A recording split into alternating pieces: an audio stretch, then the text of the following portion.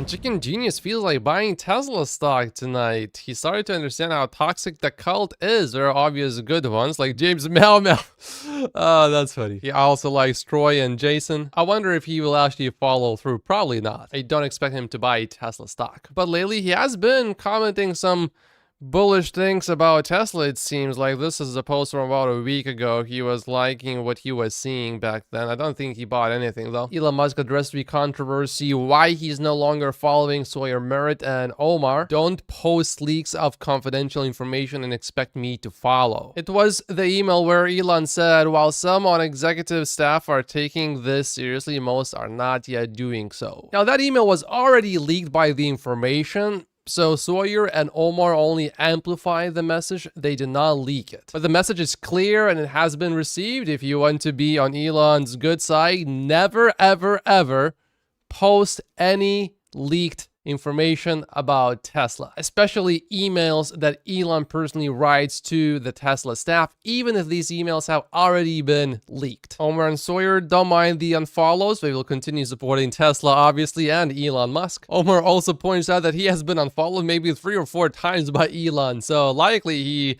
will be followed back, I guess. Oh, and I just saw this. 2 key Tesla AI engineers just quit, angry that Elon unfollowed Omar and Sawyer. That's obviously a joke, but look, it worked. Fine, I will follow them again, says Elon. A happy ending. Today, we also received a report that Tesla senior HR director is no longer at Tesla. It's not clear whether that person was fired, laid off, or that person just left Tesla. I don't think it matters much in this case because Elon has clearly upset some people already, and it's not anything that we didn't know about already. IF Metal blinks again in Tesla strike in Sweden. According to a report from a local publication, Tesla certified repair facilities will be allowed to resume work at Tesla vehicles starting today, on May 1st. While it is another concession, there will be certain exceptions. The union says that repairs will still be prohibited on vehicles owned by Tesla, those with transport damage, and cars under factory warranty. The easing of restrictions will now include repairs on crash-damaged vehicles, significantly reducing the backlog of work at about 80 affected damage and body shops. And then, if you remember, earlier this year, IF Metal made the first concession in the ongoing strike, temporarily allowing cars to be repaired at third-party shops. This exemption expired just before the announcement allowing Tesla certified repair shops to resume work today. They are basically conceding. There's an observation about Tesla in China, specifically superchargers. Tesla superchargers in China have problems. The price is between 20 cents to 35 cents per kilowatt hour, which is cheap.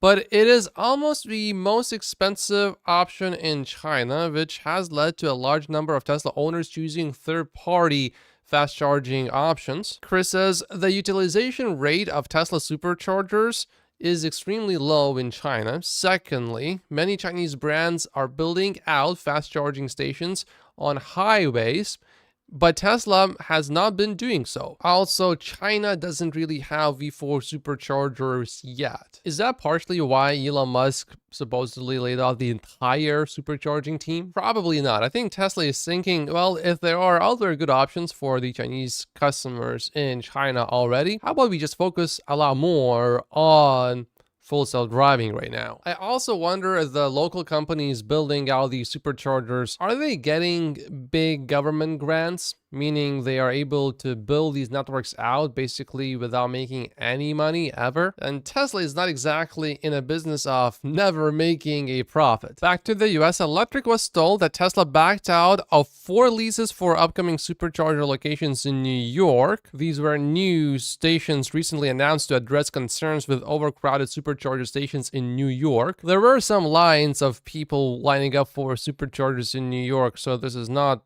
completely encouraging. The problem was partly due to a surge in Tesla vehicles used by Uber drivers due to a new incentive for the city to electrify its ride-sharing fleet. In order to address the situation, Tesla promised to deploy 100 additional chargers around New York City by the end of the year, and even work directly with Uber to gather data to locate the new stations at optimal locations. And these 4 new locations represented the bulk of these planned new stations in the city, and they are gone. 3 of the 4 sites were power ready, as some work was already being done to prepare them to become charging stations for Tesla. However, there's a company in New York which expressed interest in these locations, and that company operates its own fleet of electric taxis and charging stations. So maybe Tesla is going to change its model a little bit. Maybe Tesla is still going to build superchargers, and then, for example, me and you will be able to buy them if you have a business and put them wherever we want. Maybe, I'm not sure. But that would be a lot less capital intensive. So if these locations in New York City can be profitable, someone will